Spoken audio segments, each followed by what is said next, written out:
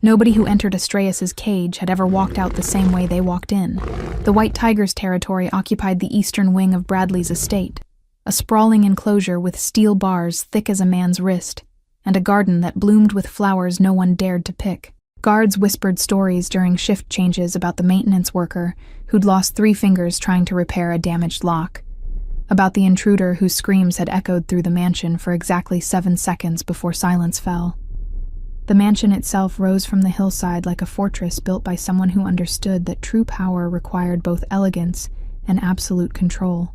Marble columns supported archways that led to rooms most staff members had never entered, while security cameras tracked every angle except the one place where technology met its limit. Astraeus's domain remained unwatched because Bradley preferred some territories to exist beyond documentation, beyond the illusion that everything could be monitored and managed.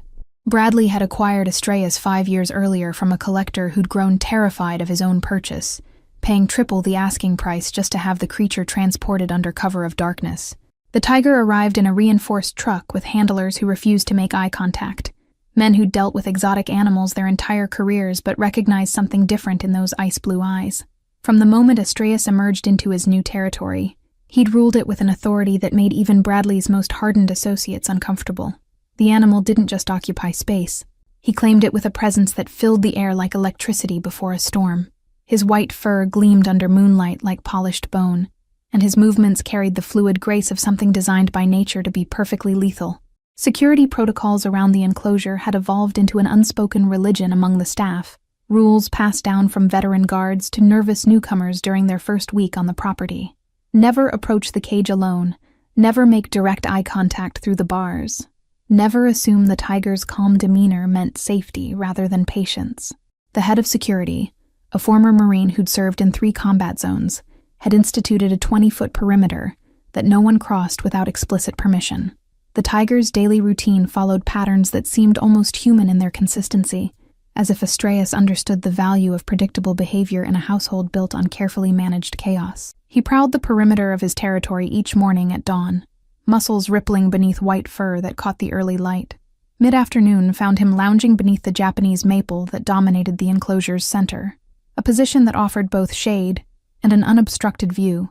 At night, when the mansion's lights dimmed and most of the staff retired to their quarters, Astraeus would stand at the front of his cage and stare toward the main house with an intensity that made late-shift guards check their weapons twice. Something about those blue eyes in darkness suggested intelligence that went beyond animal instinct, a calculating awareness that made even armed men feel suddenly vulnerable and exposed. Bradley watched the tiger from his study window most evenings, a glass of whiskey in one hand, and his phone silenced on the desk beside him.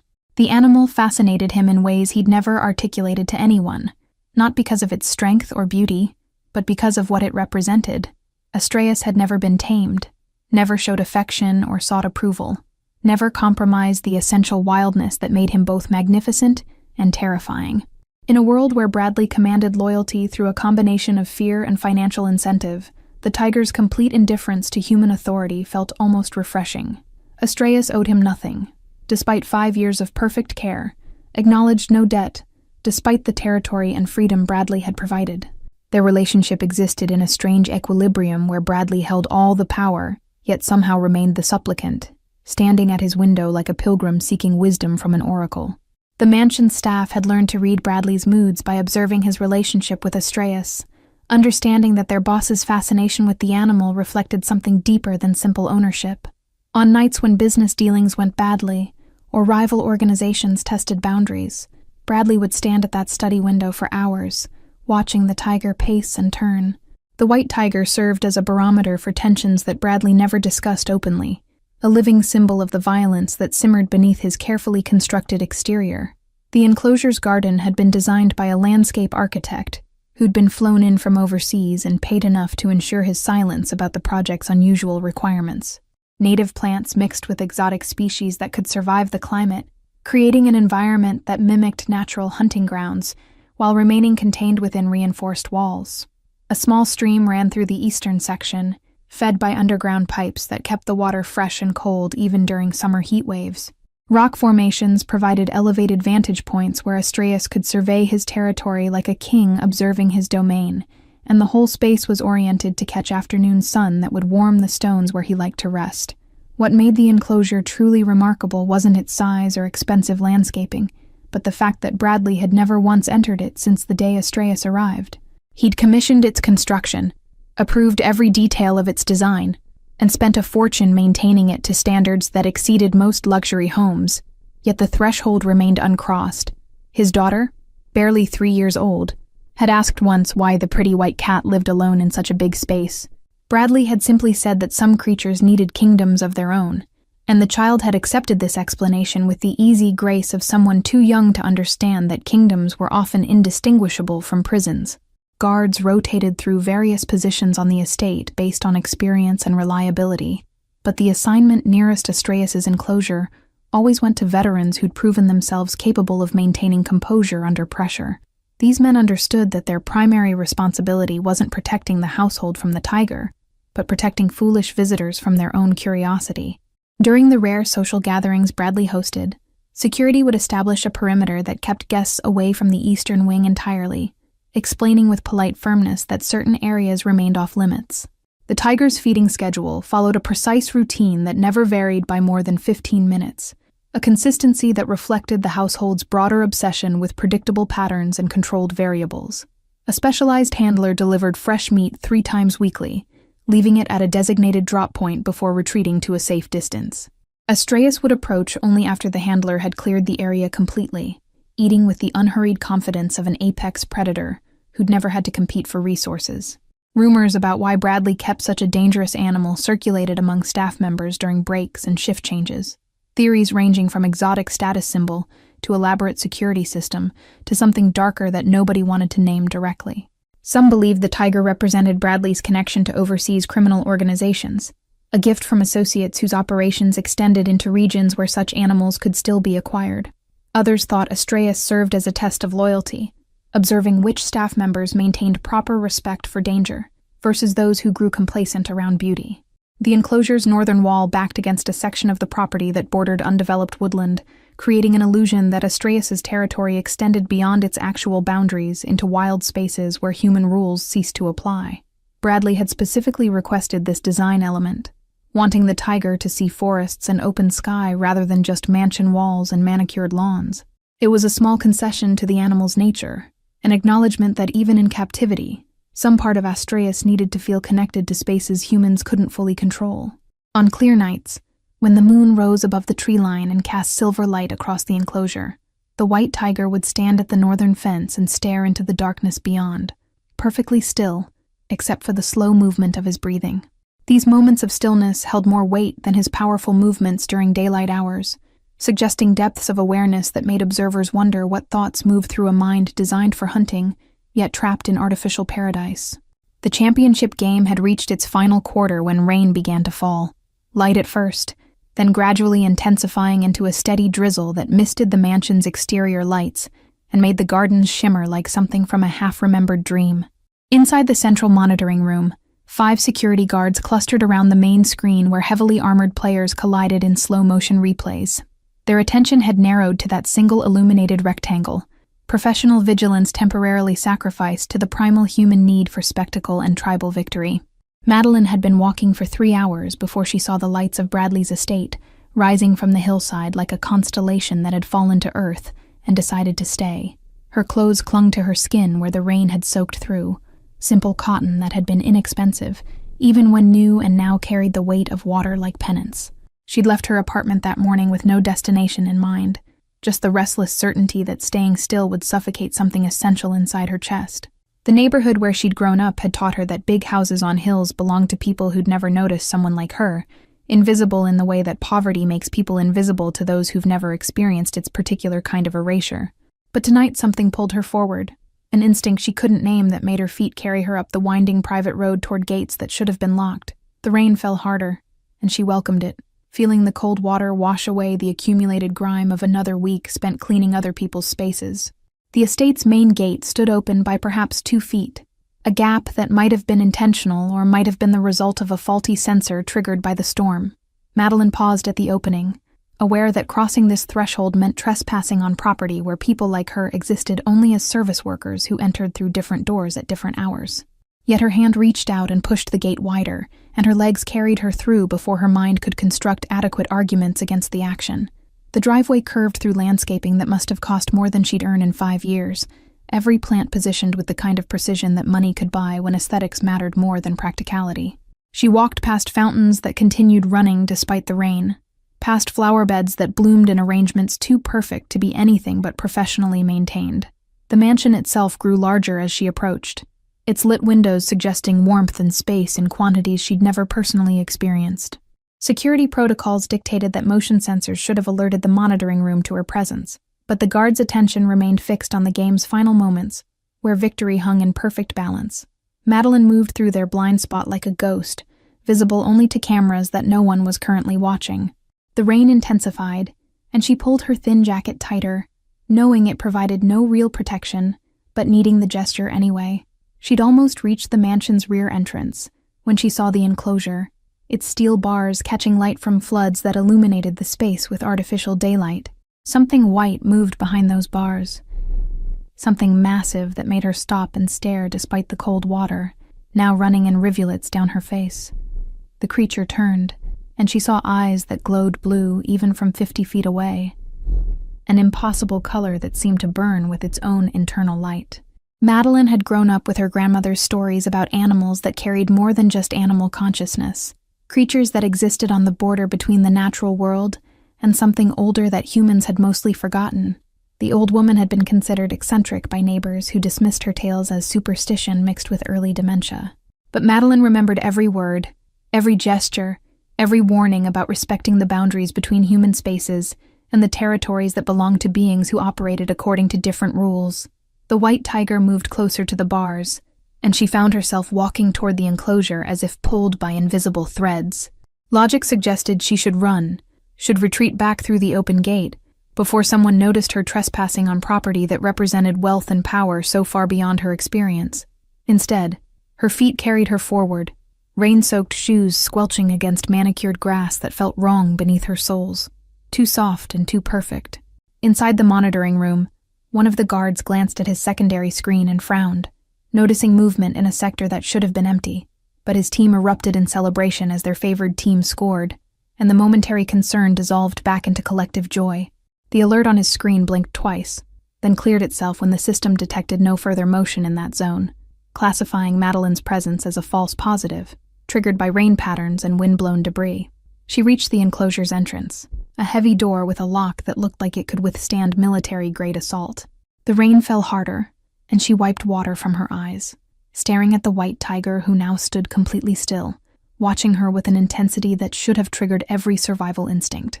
Instead, she felt only curiosity, the same pull that had brought her up the hill and through the open gate. Her hand reached for the door handle, expecting it to be locked, finding it immovable as anticipated. She tried again, pulling harder, then noticed a secondary mechanism half hidden behind a decorative panel that most visitors would never think to check.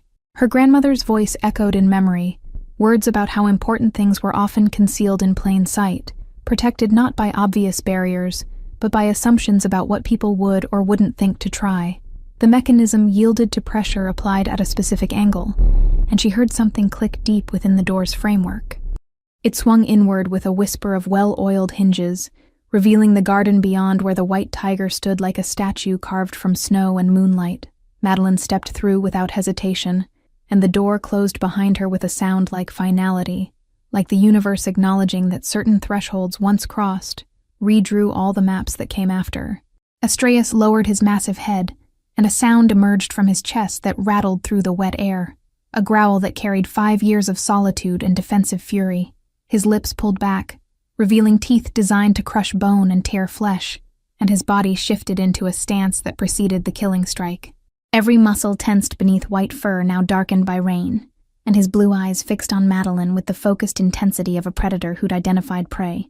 She should have frozen, should have retreated, should have done anything except continue walking forward through rain that fell harder inside the enclosure, as if the storm itself wanted to witness whatever came next. But her grandmother's voice spoke instructions in her memory, words in a language she barely remembered learning, and her hands moved in a gesture that looked like prayer, but served a different purpose entirely. The gesture came from traditions that predated modern understanding of animal behavior, rooted in times when humans and predators negotiated their relationships through respect rather than dominance. Her fingers formed shapes that carried meaning beyond language, acknowledgement of the tiger's sovereignty within his territory, and recognition that she entered not as conqueror, but as someone seeking permission from the space's rightful guardian. The movement took 3 seconds, and in those seconds, the distance between human and animal collapsed into something that existed outside typical categories. Astraeus's stance shifted, the killing tension draining from his muscles as his head tilted in a movement that suggested confusion mixed with recognition. The growl faded to silence, replaced by a sound almost like a question, a rumble that vibrated at a frequency Madeline felt in her chest rather than heard with her ears. She took another step forward, then another, until she stood close enough to see individual droplets of water clinging to his whiskers. Her palm extended slowly, offering her scent for inspection, maintaining the posture her grandmother had demonstrated decades ago in a kitchen that smelled of bread and old wood. The tiger's nose moved toward her hand, breathing in information that humans couldn't consciously process. Then his massive head lowered, and the top of his skull pressed against her palm with enough pressure to make her step back slightly, adjusting her balance to support the weight of his acknowledgement. Bradley had been reviewing quarterly reports in his study when Astraeus's roar cut through the mansion's expensive soundproofing, a sound that made the crystal decanter on his desk vibrate with sympathetic frequency. He'd heard that roar perhaps a dozen times in 5 years, always when something had seriously disturbed the tiger's territory or threatened his sense of security. The sound carried rage and warning in equal measure, and it meant that whatever had triggered it required immediate investigation.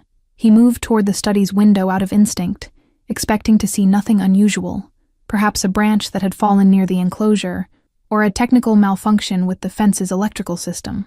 Instead, he saw his security door standing open, revealing the garden beyond where rain created silver curtains through the floodlights.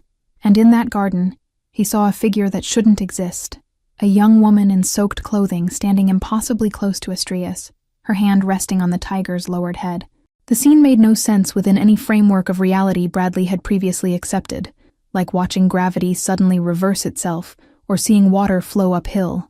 Astraeus didn't accept human touch, didn't tolerate proximity, didn't lower his defenses for anyone regardless of familiarity or intention. Yet this stranger had entered his territory, and somehow crossed every barrier that had kept trained handlers at bay for 5 years, standing in a position that should have preceded death, but instead looked almost peaceful. Bradley's hand moved toward the phone that connected directly to security, then stopped midway through the motion because calling guards would shatter whatever fragile equilibrium existed in that garden. The woman moved her hand slowly along Astraeus's skull, following the contours of bone beneath fur, and the tiger's eyes closed halfway in an expression that might have been pleasure or simply deep concentration. Rain continued falling, and the woman's dark hair clung to her face in strands that made her look younger than she probably was, vulnerable in ways that should have triggered predatory instincts, rather than whatever strange acceptance the tiger now displayed. He watched her lean forward and whisper something too quiet for him to hear, even if the window had been open, watched Astraeus's ears swivel to catch sounds meant only for him. The tiger's tail moved in a slow arc that suggested contentment rather than agitation, and his body settled into a relaxed posture that Bradley had only seen during those rare moments of deep sleep. The woman straightened, and for the first time since entering the enclosure, she looked toward the mansion's lit windows, her gaze moving across the facade until it found Bradley standing at his study window. Their eyes met across 50 feet of rain-soaked distance, and Bradley felt something shift in his chest, a recognition that had nothing to do with knowing her identity, and everything to do with understanding that the universe had just rearranged itself, according to rules he didn't yet comprehend. She didn't look away, or show signs of fear at being caught trespassing, just held his gaze with the same calm she'd shown approaching Astraeus. Then she turned back to the tiger, and her hand resumed its slow movement through wet fur, tracing patterns that seemed to follow some internal rhythm only she could hear. Bradley descended the stairs from his study without conscious decision, his feet carrying him through halls he'd walked thousands of times while his mind struggled to process what his eyes had witnessed. The monitoring room guards remained focused on post-game analysis, unaware that their boss had left his office or that anything unusual was occurring in sectors they should have been watching. He moved through the mansion like a shadow, avoiding spaces where staff might intercept him with questions or concerns. The rain hit his face when he stepped outside, cold water that should have shocked him into reconsidering this approach, but instead felt cleansing, washing away the studied composure he maintained during business hours. He walked across the lawn toward the enclosure, each step carrying him closer to a scene that violated every assumption about safety and territory that had governed this household since Astraeus' arrival. The tiger's blue eyes tracked his approach, but the animal made no move to stand or assume defensive postures, seemingly content to remain where he was. Madeline turned as Bradley approached, and he saw her face clearly for the first time, young features that carried a peculiar combination of exhaustion and alertness.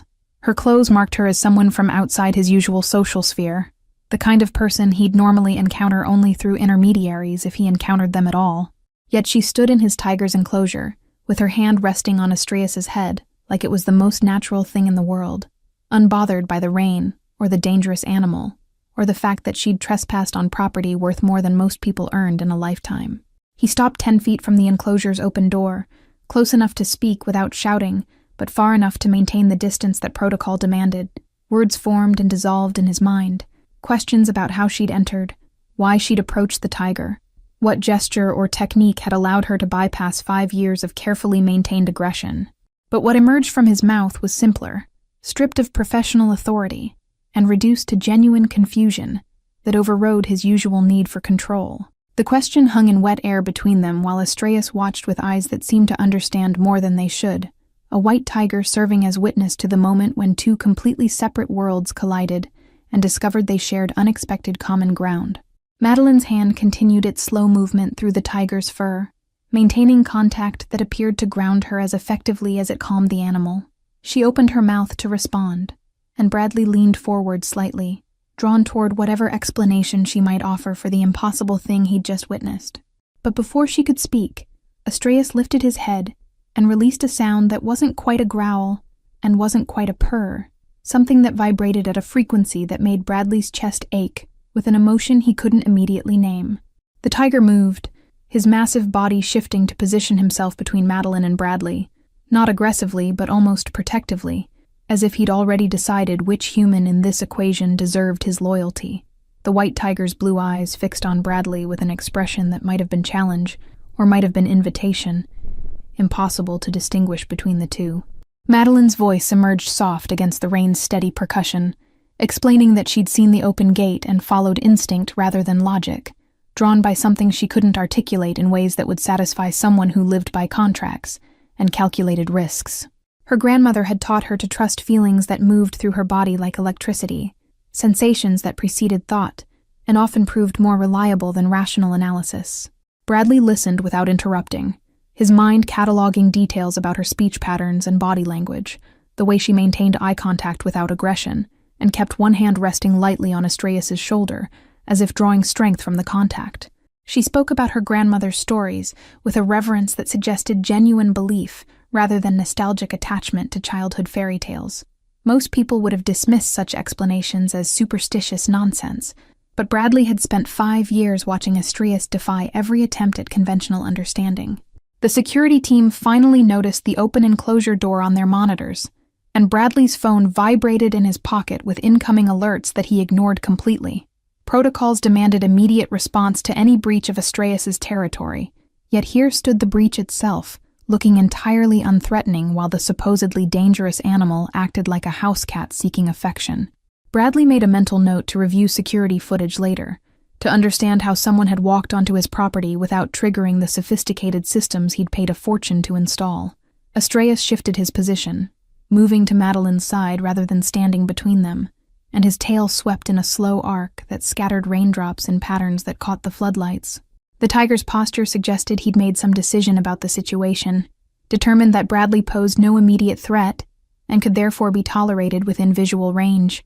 It was more acceptance than the animal had shown toward any human besides Bradley himself, and even that relationship had been built on 5 years of careful distance and mutual respect for boundaries.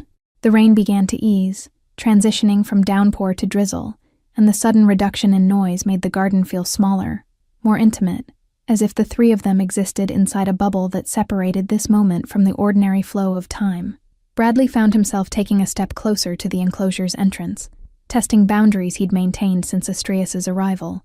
The tiger watched, but didn't react with aggression, and Bradley interpreted this as permission to continue, to cross the threshold he'd commissioned, but never personally violated.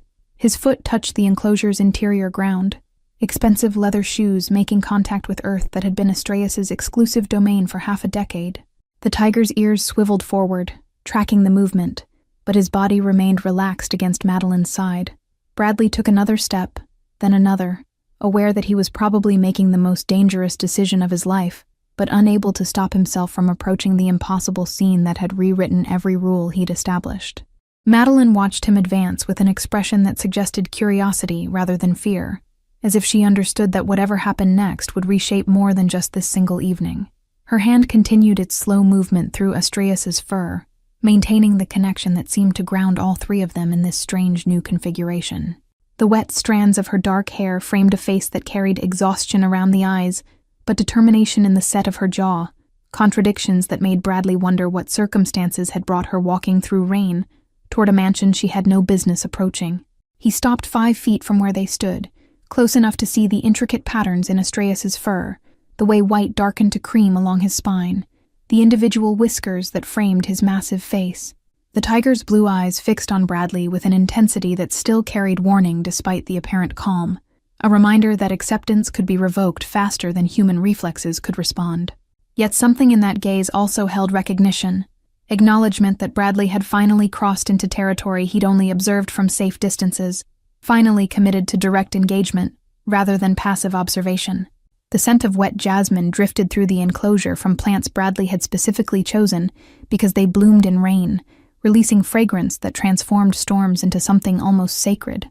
Madeline breathed deeply, and Bradley saw her shoulders relax slightly, tension draining in response to sense that bypassed rational thought and spoke directly to some older part of human consciousness. He'd installed those plants for aesthetic reasons, never imagining they might serve as olfactory bridges between strangers meeting under circumstances that defied conventional explanation. Astraeus made a sound low in his chest, not quite a growl, but carrying enough vibration to make Bradley feel it in his bones. The tiger lifted one massive paw and placed it on the ground between them, claws extending briefly before retracting, a gesture that might have been territorial claim or invitation depending on interpretation. Madeline's hand stilled on the tiger's shoulder, and her eyes met Bradley's with a question she didn't voice aloud, waiting for him to make the next move in this unscripted negotiation. Bradley crouched slowly, lowering his center of gravity to appear less threatening, a position that felt vulnerable in ways his usual standing authority never permitted. From this angle, Astraeus looked even more massive, a creature designed by evolution to dominate apex spaces and extract submission from anything that crossed his path. Yet the tiger's gaze held something beyond simple predatory assessment, intelligence that Bradley had always suspected but never confirmed until now, when distance had collapsed and pretense became impossible to maintain. Minutes passed in silence, broken only by diminishing rain and Astraeus's steady breathing, time stretching in ways that made Bradley lose track of how long they'd been frozen in this configuration. His legs began to ache from the crouch, but he maintained the position because standing might disrupt whatever fragile understanding had formed. Madeline shifted her weight, and Astraeus's head turned toward her immediately, seeking reassurance that her movement didn't signal departure or distress. She smiled, and it transformed her face from merely young to genuinely beautiful, the kind of beauty that had nothing to do with symmetry or fashion and everything to do with unguarded expression of emotion. Bradley felt something catch in his chest, an awareness that slipped past his usual defenses and lodged somewhere dangerous. He'd built his life on controlled transactions and calculated distances, relationships that served purposes and ended cleanly when those purposes concluded. Yet this stranger with her wet clothes and impossible connection to his tiger threatened all those carefully maintained boundaries. The sound of approaching footsteps broke the moment's spell, security personnel finally responding to alerts that had been ignored too long. Bradley stood in a single fluid motion, authority reasserting itself as he turned toward the enclosure entrance where his head of security appeared with hand on weapon and confusion written across his face. The man's eyes moved from Bradley to Madeline to Astraeus and back again, trying to construct a narrative that made sense of the scene, but clearly failing to find one that fit observable facts. Bradley raised one hand in a gesture that meant stand down, remain silent, wait for explanation, a signal his security team had learned to obey without question. The head of security's hand moved away from his weapon, but his posture remained tense, poised to intervene if the situation deteriorated in ways that required immediate action. Behind him, 2 other guards maintained position just outside the enclosure, their faces reflecting the same confusion their supervisor struggled to hide beneath professional composure. Astreus released a rumbling sound that carried clear warning, his blue eyes fixing on the new arrivals with an intensity that made all 3 security personnel take involuntary steps backward. The tiger's body tensed, muscles coiling in preparation for movement that could cross the distance between them in seconds if he decided these newcomers represented threats requiring elimination. Madeline's hand pressed more firmly against his shoulder, and she murmured something too quiet for anyone else to hear, sounds that might have been words or might have been something older than language. The tiger's tension eased fractionally, enough for Bradley to breathe again, enough for security personnel to stop calculating their odds of survival if the situation went catastrophically wrong. Bradley gestured for them to retreat, to return to their posts and pretend the next 15 minutes hadn't happened, to demonstrate the selective blindness that successful employees in his organization learned to cultivate. They withdrew with visible relief, leaving Bradley alone again with Madeline and Astreus in the enclosure that had suddenly become the most important room on his entire property. The rain stopped completely, and overhead clouds began to break apart, revealing patches of night sky where stars burned with cold light that predated human civilization by billions of years. Bradley looked up at those stars, then back at Madeline, then at Astreus, trying to understand how 3 separate elements had combined to create this moment that felt simultaneously random and inevitable. The tiger settled back into his previous relaxed posture, apparently satisfied that the threat had passed and normal operations could resume. Madeline spoke first, asking if she should leave, if her presence had caused problems that would reverberate beyond this single evening.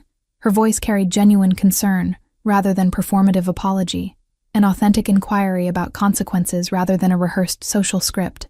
Bradley found himself shaking his head before fully processing the question, an instinctive rejection of her departure that surprised him with its immediacy and intensity. He suggested she come inside, dry off, accept tea or coffee or something stronger if she preferred, offers that spilled out in a rush that completely abandoned his usual measured cadence. Madeline's eyebrows rose slightly, and Bradley realized how his invitation might sound, how it could be interpreted as something transactional or predatory, when he'd meant it as simple hospitality extended to someone who just experienced something extraordinary. He clarified quickly, explaining about guest rooms and staff who could provide dry clothes, making it clear she could leave whenever she wanted without obligation or expectation. Madeline accepted the invitation with a nod that suggested trust Bradley wasn't certain he'd earned, following him toward the mansion while Astreus watched their departure with eyes that tracked every step. The tiger made no move to follow or protest, seemingly content to let his new acquaintance leave his territory as long as she did so voluntarily. Bradley glanced back once and saw the white tiger settling beneath his favorite maple, water dripping from branches overhead while the animal's blue eyes continued to glow in the darkness like distant stars brought impossibly close to Earth. The mansion's interior felt too warm after the rain's cold embrace, air conditioning that had seemed perfect an hour ago now, registering as stifling against Bradley's damp skin. He led Madeline through halls decorated with art that cost more than most houses, past furniture selected by designers who specialized in translating wealth into aesthetic statements. She walked without gawking or showing signs of intimidation, just observed her surroundings with the same calm she'd displayed approaching Astreus, as if extraordinary spaces were simply locations, rather than statements about power and social hierarchy. A housekeeper appeared from a side corridor, professionalism overriding surprise at seeing her employer escorting a soaked stranger through the main house at nearly midnight. Bradley requested dry clothes, towels, and tea, prepared in the small sitting room adjacent to his study, orders delivered in the tone that made staff move efficiently without appearing rushed. The housekeeper disappeared with a brief nod, and Bradley continued guiding Madeline through the mansion toward spaces where they could talk, without interruption or observation from curious employees. The sitting room occupied a corner of the second floor, with windows that overlooked the gardens, and, distantly, Astreus's enclosure. Bradley had chosen this room for its privacy and sightlines, a space where he could observe his property while discussing matters that required discretion. He gestured for Madeline to sit on a leather sofa that had been custom-made by craftsmen who worked exclusively for clients willing to pay premium prices for furniture that would last generations. She sank into the cushions with a sigh that suggested exhaustion had been building for hours or perhaps days, fatigue that rain and extraordinary circumstances had temporarily overridden, but could no longer be denied. Her eyes closed briefly, and Bradley saw the dark circles that exhaustion had painted beneath them, evidence of sleep deprivation or stress or both. When she opened her eyes again, they focused on him with renewed alertness, a conscious effort to remain present despite her body's obvious need for rest. The housekeeper returned with remarkable speed, carrying folded clothes that would probably fit reasonably well, and towels that were thick enough to provide comfort beyond simple functionality. She placed everything on a side table, poured tea into porcelain cups that had been in Bradley's family for 3 generations, and withdrew, without speaking, beyond the briefest acknowledgement of his thanks. Madeline wrapped her hands around the offered cup, absorbing warmth that seemed to reach deeper than just chilled fingers, breathing in steam that carried hints of bergamot and honey. Bradley took his own cup but didn't drink, using it as a prop for his hands while his mind worked through questions that had been accumulating since he'd first seen her in Astreas's enclosure. He asked how she'd known the gesture that calmed the tiger, what tradition or training had taught her to approach dangerous animals with techniques that professional handlers didn't recognize. Madeline sipped her tea before answering, gathering thoughts or perhaps deciding how much truth to share with someone who was essentially a stranger, despite the intimacy of their recent shared experience.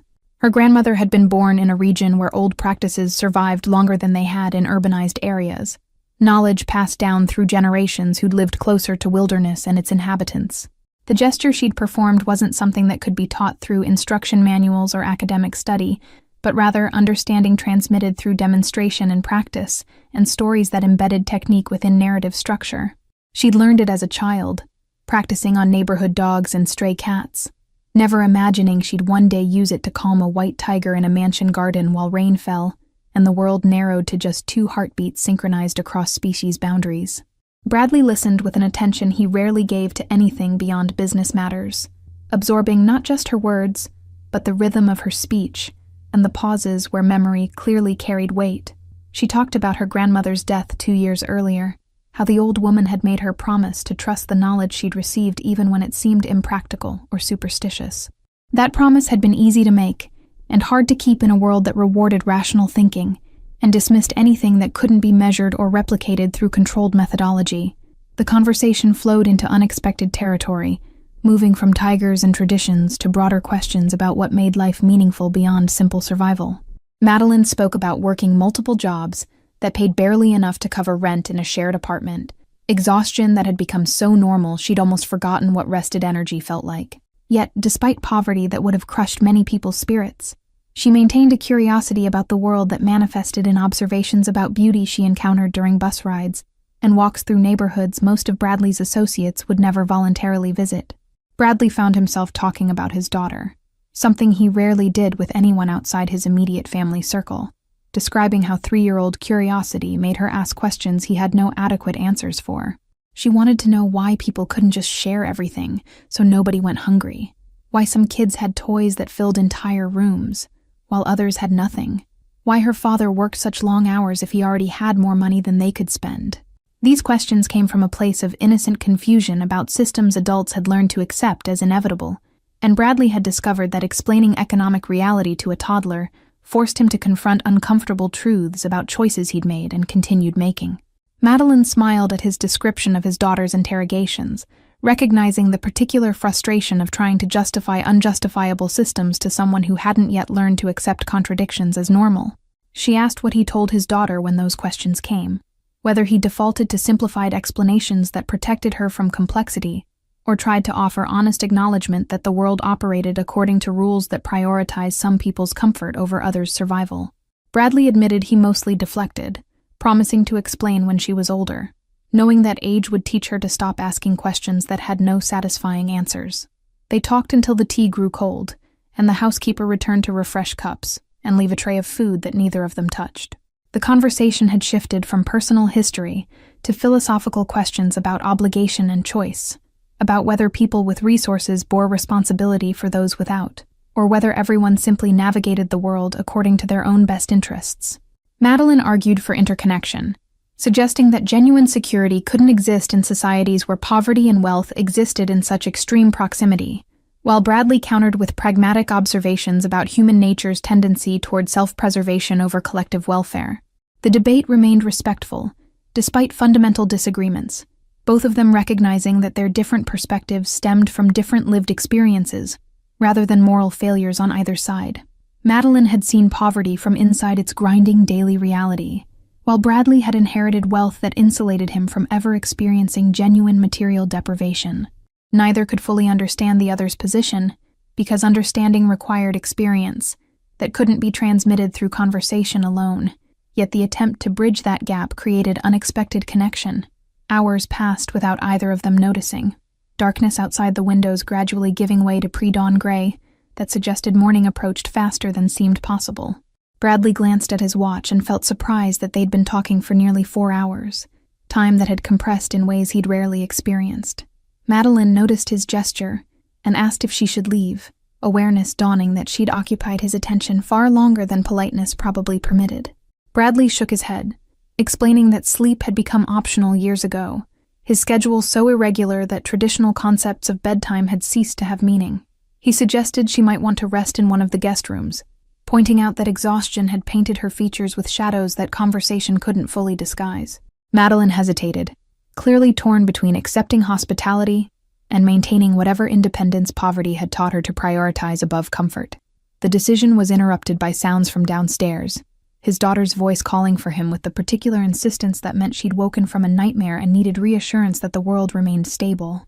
Bradley excused himself and descended the stairs, finding his daughter on the landing with her favorite stuffed animal clutched against her chest and tears still wet on her cheeks. He lifted her into his arms, murmuring comfort, while she explained through hiccuping sobs about monsters that had chased her through dream landscapes where nothing made sense. He carried her back upstairs, intending to return her to her room, but she clung tighter and asked to stay with him until the fear faded completely. Bradley agreed, settling her on the sitting room sofa where Madeline still waited, introducing them with simple explanation that his daughter had needed comfort after a bad dream. The child's tears stopped as curiosity replaced fear, her attention fixing on Madeline with the unfiltered interest that children directed toward anything new and potentially fascinating. Madeline spoke to her with easy warmth, asking about the stuffed animal and listening to the earnest explanation of its name and history and importance in the household hierarchy.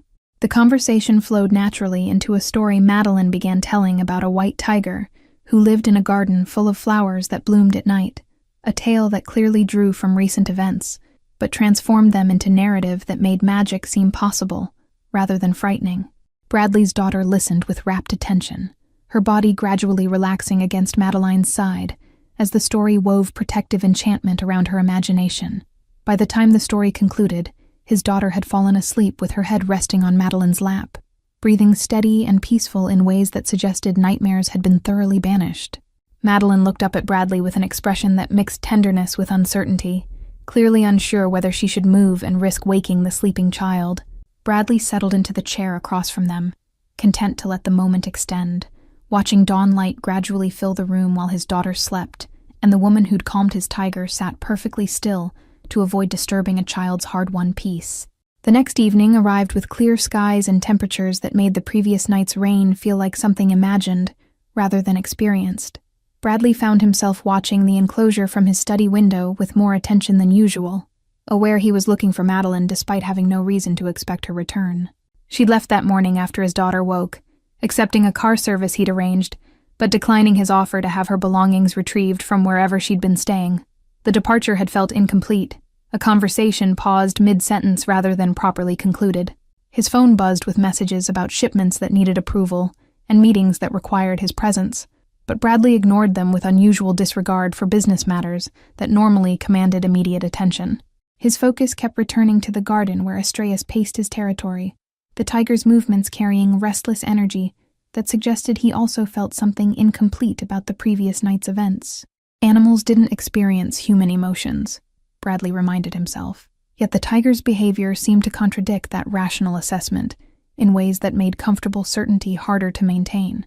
Movement at the estate's gates caught his attention, security cameras showing a familiar figure approaching on foot, despite the distance from any residential areas that would explain a casual evening walk.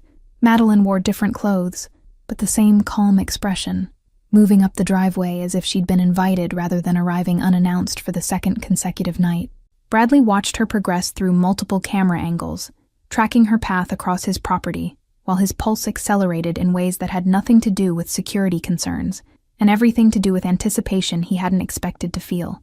She walked directly to Adheres' enclosure, and the tiger responded to her presence before she'd even reached the door, standing and moving to the entrance with an eagerness that completely contradicted his usual territorial aggression.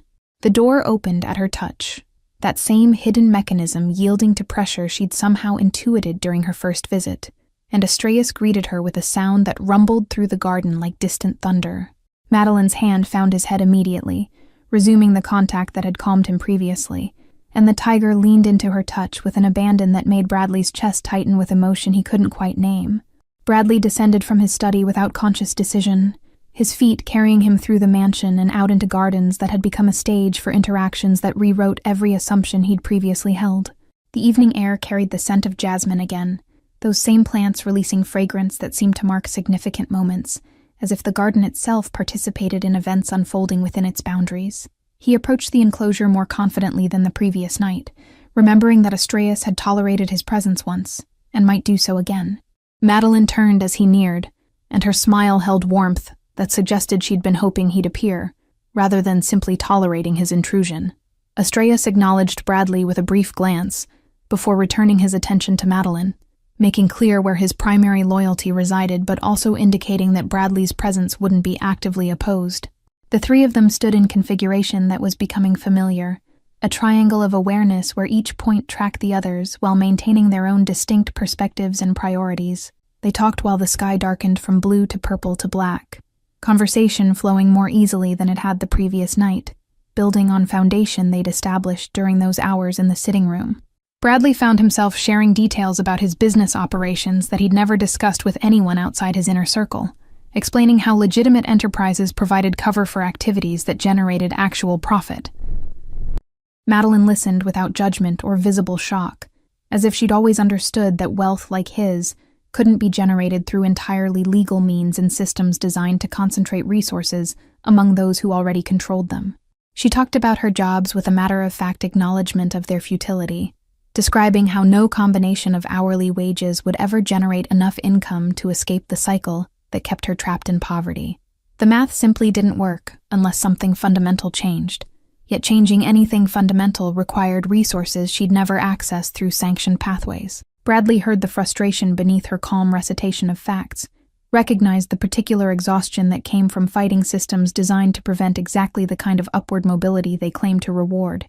Adheres settled between them, his massive body creating a physical bridge that connected two people who should have remained in completely separate worlds. The tiger's presence made their conversation feel protected somehow, as if his territory existed outside normal social rules and hierarchies that would otherwise have prevented genuine connection. Bradley found his hand reaching toward Adheres' fur, hesitating before making contact, aware that this boundary had never been crossed, and might still carry consequences his previous visit had simply postponed rather than eliminated. Madeline noticed his hesitation, and spoke quietly to Adheres, words Bradley couldn't quite hear, but that made the tiger's ears swivel toward her. The animal shifted slightly, angling his body to make his shoulder more accessible, and Bradley understood this as invitation offered through Madeline's intercession.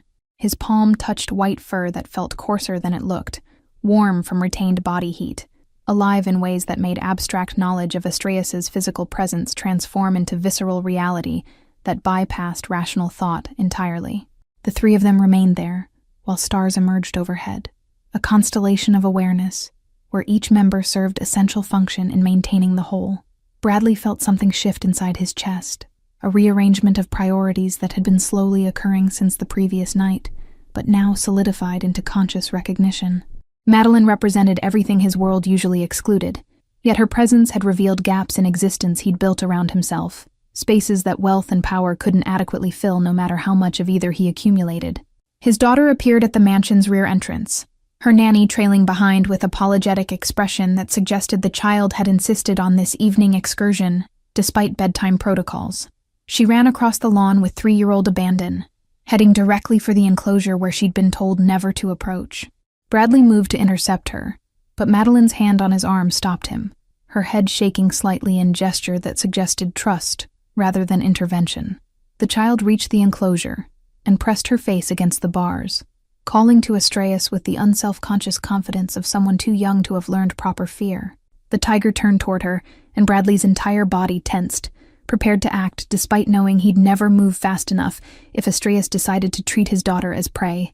But the white tiger simply approached the bars and lowered his head, bringing his face level with the child's, separated only by steel that suddenly seemed inadequate protection against catastrophic possibilities. His daughter reached through the bars before Bradley could stop her, her small hand touching Astraeus's nose while she laughed with pure delight. The tiger's eyes closed briefly, accepting the contact with the same patient tolerance he'd shown Madeline, and Bradley felt fear transform into something close to wonder. His daughter withdrew her hand and turned to him, announcing that the pretty white cat liked her, that she could tell because he'd made a happy sound when she touched him. Madeline crouched beside his daughter, and they began talking about Astraeus in voices too quiet for Bradley to hear clearly, the child's animated gestures suggesting enthusiastic storytelling. The tiger watched them both with an expression that might have been contentment, his tail moving in slow arcs that contradicted everything Bradley had believed about the animal's temperament and capacity for social connection. The scene looked impossible, a configuration that violated every safety protocol and common sense assessment.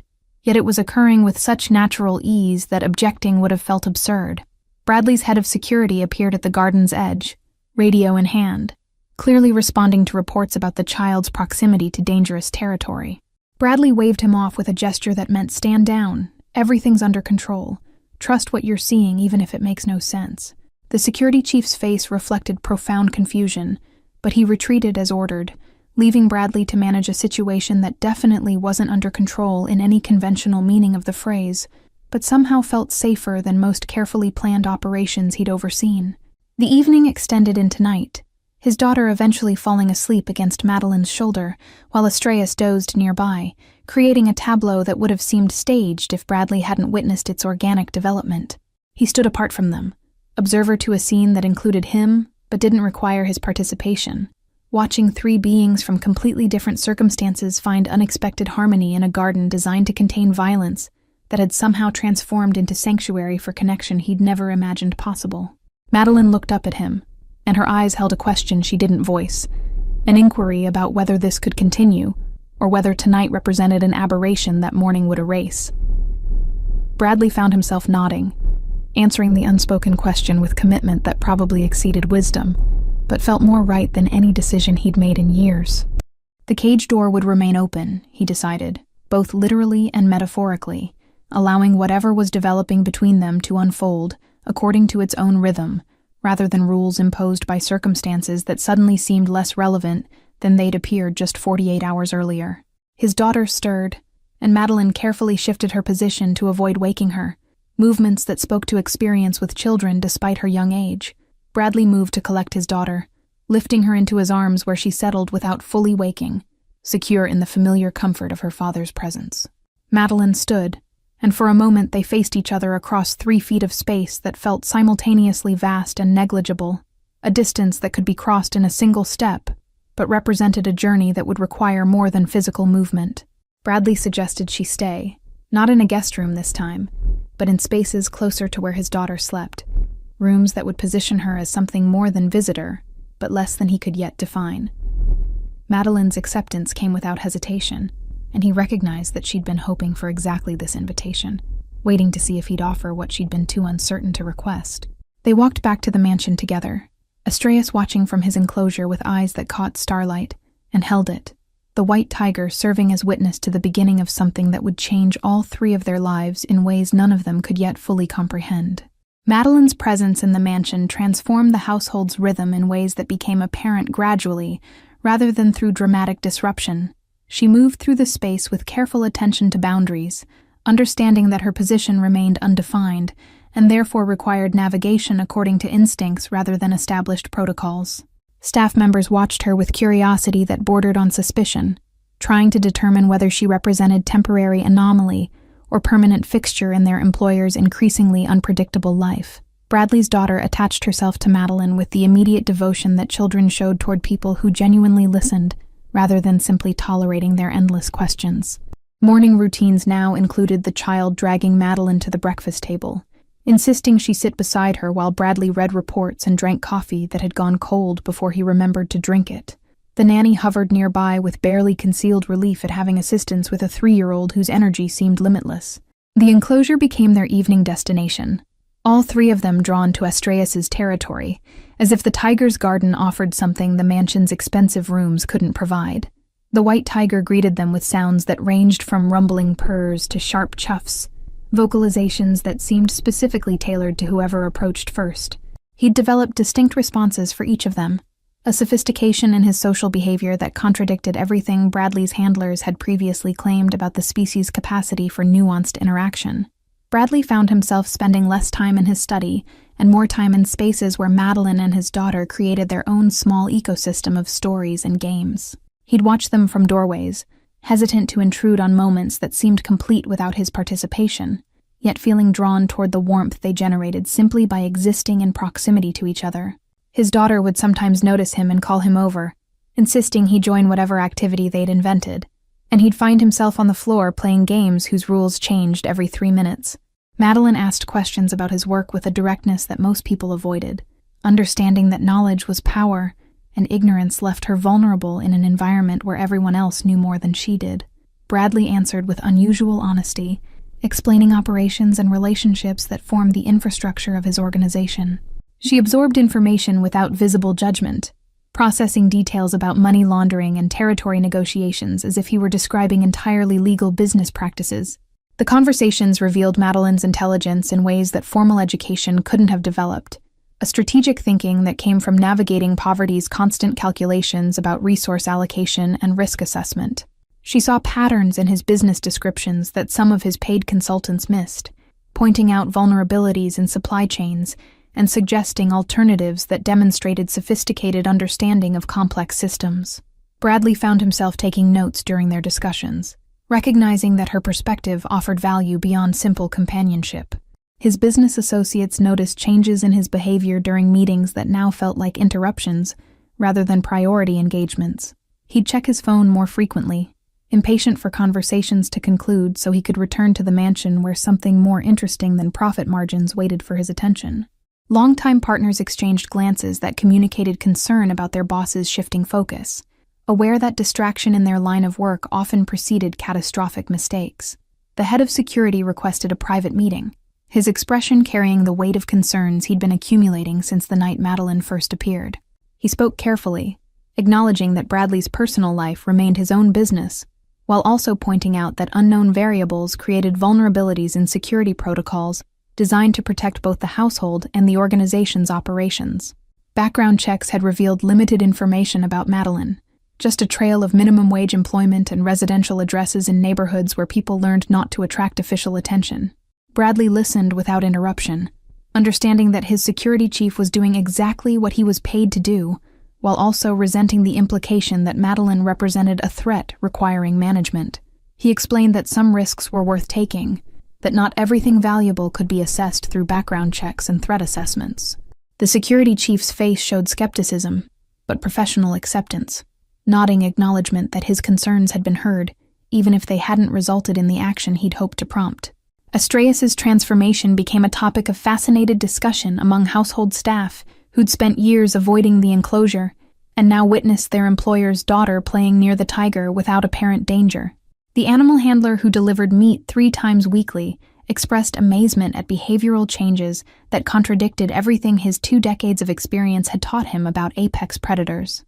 He'd watch Astreas interact with the small family group and shake his head, muttering about phenomena that belonged in academic journals rather than private estates. The tiger had begun allowing Bradley's daughter to enter the enclosure under Madeline's supervision, a development that should have terrified Bradley, but instead filled him with strange peace. He'd watch his daughter toddle through Astreas's garden while the massive white tiger paced alongside her like an enormous guard dog, protective rather than predatory. The child would grab handfuls of white fur without fear, and Astreas would simply adjust his gait to accommodate her unsteady movements, patient in ways that seemed impossible for an animal who'd spent 5 years rejecting all human contact. Madeline spent hours in the enclosure even when Bradley and his daughter were elsewhere, sitting beneath the Japanese maple while Astreas rested with his head in her lap. She'd read books borrowed from Bradley's library, occasionally reading passages aloud to the tiger, who seemed to listen with genuine attention. Staff members who glimpsed these scenes through windows reported them with the tone people used when describing miracles, events that violated natural law but were nonetheless occurring with undeniable regularity. The household developed new rhythms around Madeline's presence, schedules adjusting to accommodate someone who existed outside the formal hierarchy, but clearly held significant influence. The cook began preparing meals that included vegetarian options after noticing Madeline's dietary preferences, and the housekeeper ensured fresh flowers appeared in rooms where Madeline spent time. These small accommodations accumulated into acknowledgement that she'd become integral to the household's functioning, regardless of her undefined official status. Bradley's business required a 3-day trip to another city for negotiations that couldn't be conducted remotely, meetings with associates who insisted on face-to-face interaction for matters involving substantial territory and financial adjustments. He'd made such trips dozens of times without concern, but departure this time felt different, weighted with reluctance that had nothing to do with the negotiations themselves. His daughter cried when he explained he'd be gone for several days, clinging to him with the desperate grip of someone who'd learned that absence sometimes became permanent. Madeline promised to stay with his daughter while he traveled, an offer that provided comfort to the child, an unexpected relief to Bradley himself. He'd never left his daughter in anyone's care besides the nanny and trusted household staff, yet he found himself grateful for Madeline's presence in ways that went beyond practical childcare logistics. She represented stability that had nothing to do with money or power, a grounding influence that made the mansion feel more like home than it had since his wife had died giving birth to their daughter. The farewell occurred in the enclosure, where all significant moments now seemed to take place, Astræus watching while Bradley's daughter hugged him with 3-year-old intensity that made his chest ache. Madeline stood nearby with one hand resting on the tiger's shoulder, and Bradley found his gaze moving between his daughter and Madeline and Astræus, a triangle of connection that had become essential to his sense of equilibrium. He'd built an empire through strategic thinking and calculated risks, yet this small constellation of beings represented wealth that couldn't be quantified in financial terms. His daughter finally released him and ran to Madeline, seeking comfort for the distress of temporary separation, and Bradley watched Madeline scoop her up with easy affection that had developed over just a few weeks. The two of them waved as he walked toward the waiting car, his daughter calling that he needed to come back soon because they'd planned stories to tell him. Bradley waved back, and for the first time in years, departure felt like loss rather than relief from domestic obligations that had always seemed secondary to business priorities. The 3 days away felt longer than previous trips that had lasted weeks, hours stretching in ways that made Bradley check his phone constantly for updates that Madeline sent without being asked. Photos of his daughter playing in the gardens, videos of Astræus responding to commands Bradley hadn't known the tiger understood, brief text messages that conveyed normalcy, while somehow making him miss what he'd left behind. Business negotiations concluded successfully, territories were reallocated according to carefully structured agreements, yet Bradley found himself hurrying through final dinners and declining optional social events that would extend his absence. The return journey felt urgent in ways that had nothing to do with business concerns waiting at home, anticipation building as his car climbed the hillside toward the estate. Security gates opened, and he saw lights in the enclosure where evening had already fallen, 3 figures visible in the illuminated space. His daughter spotted the car and began jumping with excitement, and Madeline stood beside her with a smile that suggested she'd been counting hours as carefully as he had. Astræus approached the enclosure fence as Bradley exited the car, the tiger's blue eyes reflecting light in ways that made them seem to glow with internal fire. Bradley walked directly to the enclosure, bypassing the mansion entirely, drawn toward the space that had become the center of everything that mattered. His daughter launched herself at him through the open gate, chattering about everything that had happened during his absence, words tumbling over each other too fast for coherent narrative, but conveying enthusiasm that needed no translation. Madeline waited her turn, and when his daughter finally paused for breath, Bradley found himself standing close enough to see flecks of gold in her brown eyes. Words he'd been rehearsing during the drive home dissolved, inadequate for expressing what her presence had come to mean in such impossibly short time. She spoke first, saying simply that they'd missed him, and Bradley realized that they encompassed not just his daughter, but also Madeline herself, and possibly even Astræus, a collective that had formed during his absence, and now welcomed his return to its fold. The threat arrived through channels designed to remain invisible to people who weren't actively watching for them.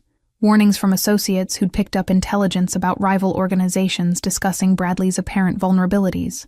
His distraction hadn't gone unnoticed in circles where any weakness became opportunity for ambitious competitors willing to risk violent confrontation for territorial gain. The messages carried urgency that Bradley recognized as genuine rather than manufactured concern, credible dangers that required immediate attention and strategic response. Bradley's study became war room as he gathered his inner circle to assess the situation. Maps and financial documents spread across surfaces, while phones buzzed with incoming updates. The rival organization had been testing boundaries for months, small incursions that Bradley had dismissed as posturing rather than serious challenge to his authority. That dismissal now appeared to have been strategic miscalculation, based on assumptions that his reputation alone would deter aggressive expansion, assumptions that his recent distraction had apparently invalidated in their risk assessments. His security chief outlined the threat with military precision, identifying vulnerable points in operations and recommending immediate defensive measures that would signal renewed focus and capacity for violent response if necessary. The recommendations made tactical sense, proven strategies that had worked in previous territorial disputes, yet implementing them would require Bradley's complete attention for weeks or potentially months. That attention would mean less time at the mansion, fewer evenings in the enclosure, reduced presence in his daughter's daily life and separation from Madeline, during a period when their relationship remained undefined and therefore fragile. Madeline appeared in the doorway of the study, despite having been told the meeting was confidential, her expression carrying determination that made Bradley's security chief reach instinctively toward his weapon before recognizing her. She apologized for the interruption, but said she'd overheard enough to understand the situation's basic parameters, and she had thoughts that might prove useful if Bradley was willing to listen to someone with no formal training in organizational warfare. The security chief's face showed skepticism that bordered on contempt, but Bradley gestured for her to continue, curious about what perspective she might offer. She spoke about patterns she'd noticed in their previous conversations about his business operations, vulnerabilities she'd identified that Bradley had dismissed as theoretical rather than immediate concerns. Those same vulnerabilities now appeared to be exactly what his rivals planned to exploit, suggesting they'd conducted more thorough analysis than Bradley's team had credited them with. Madeline outlined a defensive strategy that protected critical infrastructure while appearing to leave openings that would actually function as traps for anyone stupid enough to press their advantage into what looked like undefended territory. The room fell silent as Bradley's inner circle processed suggestions from someone they'd previously dismissed as their boss's temporary distraction, recognition dawning that her analysis demonstrated sophisticated understanding of strategic thinking.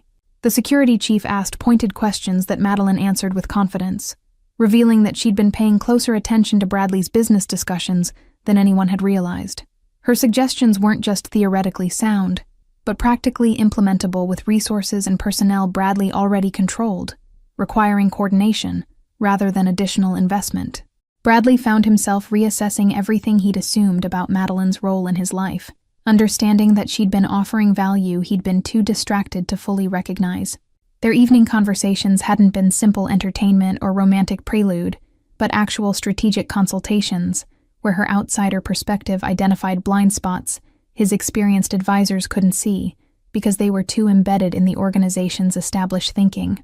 She'd been analyzing his empire while appearing to just listen, building understanding that she'd apparently been waiting for the right moment to deploy. The meeting continued with Madeline's participation, the initial plan modified to incorporate her suggestions until the final strategy bore significant imprint of her thinking. Bradley's associates exchanged glances that communicated surprise and grudging respect, recalibrating their assessments of someone they'd underestimated based on superficial characteristics. The security chief acknowledged that her approach might actually work better than his original recommendations, admission that clearly cost him professional pride but demonstrated capacity to prioritize results over ego. Implementation began immediately, orders flowing through encrypted channels to personnel who'd been on standby waiting for direction. The defensive measures would require Bradley's oversight, but not his constant presence, a crucial distinction that meant he wouldn't need to abandon his household for the field operations that had previously consumed his attention during territorial disputes. He could coordinate from the study while maintaining the evening routines that had become essential to his sense of equilibrium, present for his daughter and Madeline, and even Astreus, while still managing the crisis that threatened everything he'd built. The rivals made their move 3 days later, probing attacks on supply routes that should have been vulnerable but had been reinforced according to Madeline's strategic suggestions. The attacks failed spectacularly, resulting in significant losses for the rival organization, while Bradley's operations continued without disruption. Intelligence reports indicated confusion among the rivals about how their carefully researched vulnerabilities had transformed into hardened positions, their strategic advantage evaporating faster than they could adjust their approach. Bradley watched the situation unfold through status reports that arrived hourly, satisfaction building as Madeline's strategy proved more effective than even she'd predicted. The rivals had committed resources based on assumptions that turned out to be catastrophically wrong, weakening their position while strengthening Bradley's reputation for anticipating threats before they fully materialized. His associates began referring to the defensive strategy with approval that bordered on admiration, though they carefully avoided mentioning that the approach had originated with someone outside their professional hierarchy. The crisis peaked and began to recede within 2 weeks, faster resolution than anyone had anticipated when the threat first emerged. The rival organization sued for negotiated settlement, rather than continue operations that were costing them more than any potential territorial gain could justify. Bradley's team drafted terms that were generous enough to allow the rivals to save face while still establishing clear boundaries that wouldn't be tested again without serious reconsideration of likely consequences. Madeline watched the resolution unfold from the margins, never claiming credit for her contributions, but clearly tracking outcomes with satisfaction that suggested she understood exactly what her strategic thinking had accomplished. Bradley's daughter remained oblivious to the crisis that had threatened to consume her father's attention, her daily routines continuing without disruption, because the threat had been managed efficiently enough not to require the kind of total commitment previous territorial disputes had demanded. The evening the settlement was finalized, Bradley found Madeline in the enclosure with Astreus, reading aloud from a book of poetry while the white tiger dozed with his head resting near her feet. The scene looked peaceful in ways that completely contradicted the violence that had been averted through her strategic intervention, domestic tranquility that existed, because she'd helped eliminate threats that might have shattered it. Bradley stood at the enclosure entrance, watching for several minutes before she noticed his presence, and looked up with a question in her eyes. He entered without hesitation, crossing the threshold that had become familiar territory over the past weeks, and settled on the ground beside her, while Astreus opened one blue eye to acknowledge his arrival, before returning to apparent sleep. Bradley explained the settlement's final terms, giving her full credit for the strategy that had proven more effective than anything his experienced team had suggested. Madeline accepted the acknowledgement without false modesty, but also without claiming more credit than she'd earned, recognizing that implementation had required resources and authority she didn't possess. The conversation shifted from business to more personal territory, Bradley finally articulating what he'd been feeling since she first appeared in his tiger's enclosure. He explained that her presence had revealed emptiness in his life, that wealth and power had never adequately filled. Connections he'd convinced himself were unnecessary luxuries that successful people in his position learned to live without.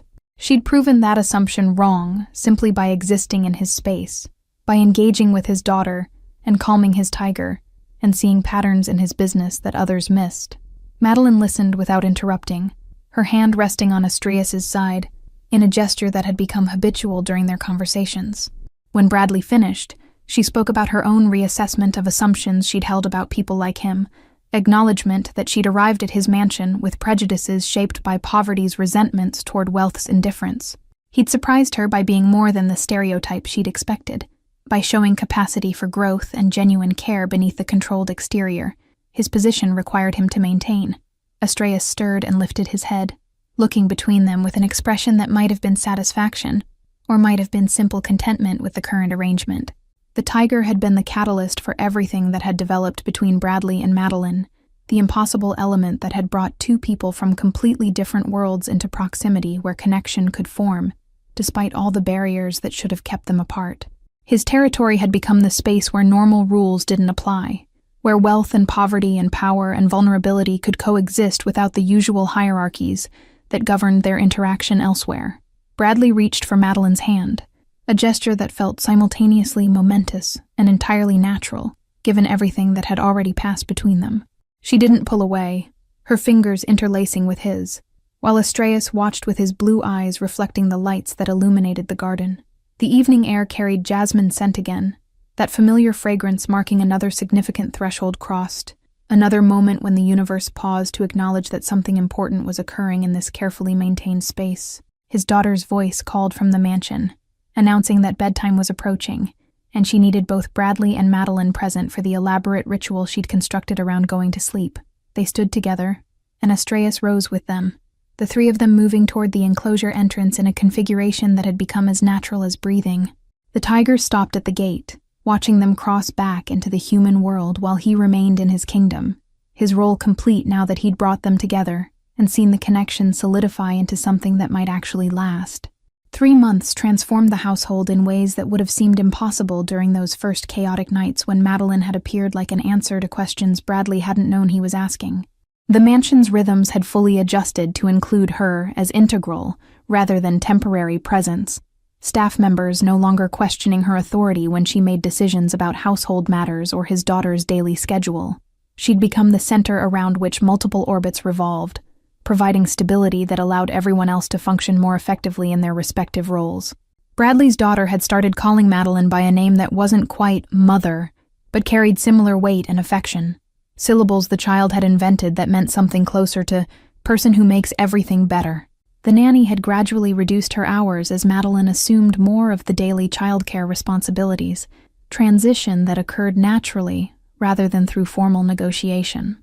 Mornings now began with the child climbing into Madeline's bed for stories before breakfast, routines that had established themselves through repetition until they felt like they'd always existed this way. The business operations had stabilized under the new defensive arrangements, Bradley's reputation enhanced rather than damaged by the recent crisis that had been resolved so efficiently. Associates who'd initially questioned his judgment about Madeline now sought her input during strategic planning sessions, recognizing that her perspective provided value they couldn't generate from within their own established thinking. She attended meetings in the study, contributing analysis that consistently identified opportunities and risks others missed, earning respect through demonstrated competence rather than relying on her relationship with Bradley. Astræus's cage stood permanently open, the heavy door propped back in a position that made clear its security function had ended. The white tiger still spent most of his time in the enclosure's garden, preferring his established territory to the larger estate grounds, but he'd begun accompanying them on evening walks through the property. Neighbors who glimpsed a white tiger strolling across immaculate lawns beside a small child would later question whether they'd actually seen what they thought they'd seen, reality proving too strange for comfortable certainty about their own perceptions. The tiger's presence had become protective rather than aggressive, his massive body positioning itself between the household and any perceived threats with an alertness that made Bradley's security team nervous, despite understanding they now had the world's most effective early warning system. Delivery personnel learned to check whether Astræus was visible before approaching the mansion, and those who forgot received gentle but unmistakable reminders that the white tiger took his guardianship seriously, even when appearing to doze in afternoon sun. Bradley found himself working fewer hours, as Madeline's strategic contributions allowed him to delegate more effectively, trusting his team to implement decisions, rather than micromanaging every detail personally. The time reclaimed went into his daughter's life, hours spent on the floor building elaborate structures from blocks that would immediately be destroyed so construction could begin again. He'd discovered that his daughter's games carried their own logic that made perfect sense once he stopped trying to impose adult expectations about purpose and outcome. Evening meals became the day's anchor point, the four of them gathering around the table while Astræus dozed nearby, full from his own dinner, and content to participate through proximity rather than active engagement. Conversations ranged across topics that had nothing to do with business or survival, idle speculation about which stars were actually planets, and whether trees communicated through their roots the way his daughter insisted she'd read in a picture book.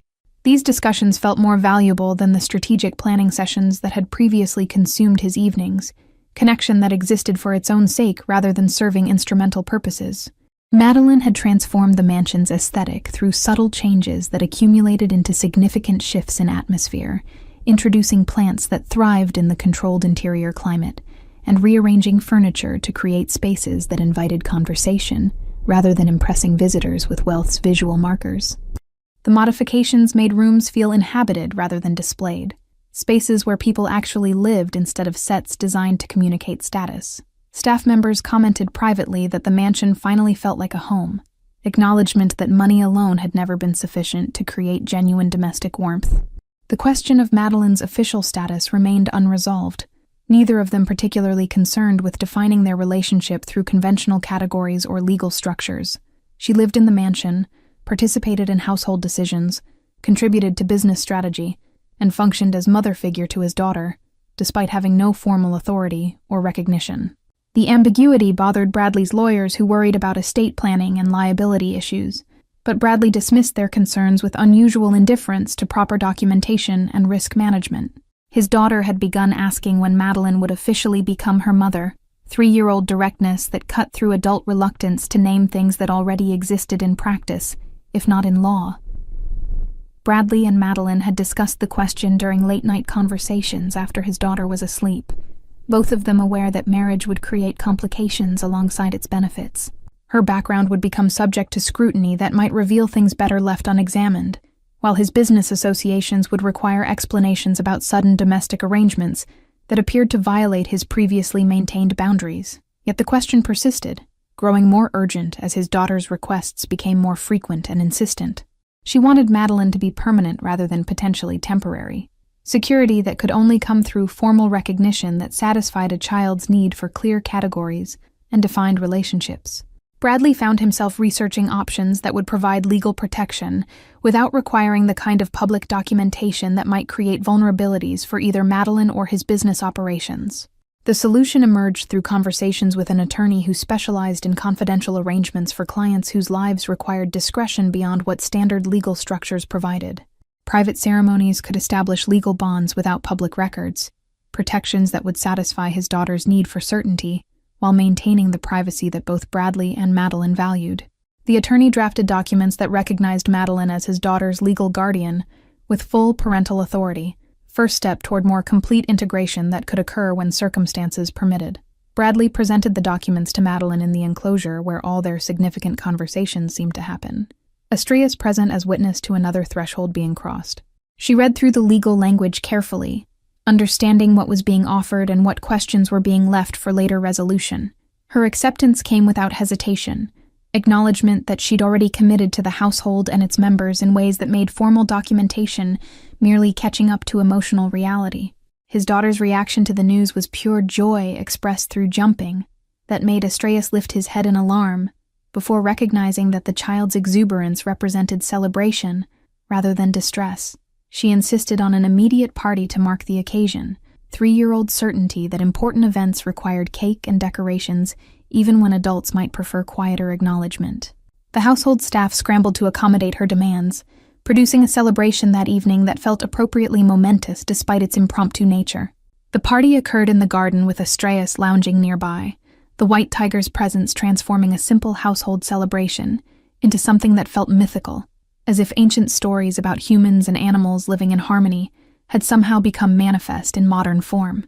Staff members who'd initially questioned Madeline's place in the household now toasted her new status with genuine warmth, having witnessed how her presence had improved everyone's lives, including their own. Bradley watched his daughter dance with Madeline across grass that had been manicured to perfection, 2 figures moving without coordination, but perfect synchronization of joy. Astreus observed them with his blue eyes reflecting party lights strung through trees, the tiger's expression suggesting satisfaction with arrangements he'd somehow facilitated simply by being the catalyst that brought them all together. The evening felt complete, in ways that Bradley had never experienced. Wealth and power suddenly revealed as insufficient substitutes for the connections that actually made life meaningful. The guests gradually departed as night deepened, leaving just the 4 of them in the garden, where jasmine released its fragrance into air that had grown cool enough to require the sweaters Madeline had thought to bring. His daughter fell asleep against Bradley's shoulder, exhausted by excitement that had sustained her hours past her usual bedtime. Madeline leaned against his other side, and Astreus shifted closer until they formed a tight cluster under the stars that burned overhead with the same cold fire they'd shown for billions of years before humans existed and would continue showing long after humanity disappeared. Bradley understood in that moment that he'd been given something rare, a chance to build a life that integrated all the parts of himself, rather than compartmentalizing them into separate domains that never touched. His business would continue. His reputation would remain fearsome in circles where fear translated to respect, but those aspects of his existence would no longer define him completely. He'd become someone's father, not just biologically, but through daily engagement. Someone's partner not through legal contract, but through chosen commitment. Someone who'd learned that a white tiger could teach lessons about connection that no amount of money or power could buy. Madeline stirred, and suggested they move inside before his daughter caught cold, practical concern that grounded the moment's philosophical weight in immediate physical reality. They stood together, Bradley carrying his sleeping daughter, while Madeline walked beside him, and Astreus followed at a distance that suggested escort rather than pursuit. The tiger stopped at the mansion's entrance, his territory apparently not extending into human domestic spaces, watching as they crossed the threshold into warmth and light. Bradley looked back once before the door closed, seeing Astreus silhouetted against garden lights, the white tiger's form solid and real, rather than metaphorical, despite everything he'd come to represent. The animal had been the key that unlocked possibilities Bradley hadn't known existed, the impossible element that made everything else possible by virtue of being so completely outside normal categories and expectations. The cage that had once contained him stood empty now, door open to nothing, because Astreus had never needed physical barriers once he'd found what he'd been guarding all along. The future stretched ahead with uncertainty about details, but confidence about foundation.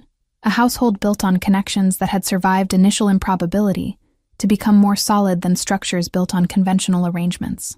Bradley carried his daughter upstairs, while Madeline prepared for the bedtime rituals that had become sacred in their elaborate specificity, routines that would continue tomorrow and the day after, and all the days that followed. The white tiger would be in his garden when morning came, patient and present and permanent, the impossible thing that had become the most reliable constant in all their lives. Thank you all for following this story. If you're enjoying it, write in the comments where you're watching from, and don't forget to like, subscribe, and share the video. Your support means everything, and helps me continue bringing these stories to life. Until next time, remember that sometimes the most extraordinary connections happen when we're brave enough to cross the thresholds that everyone else fears to approach.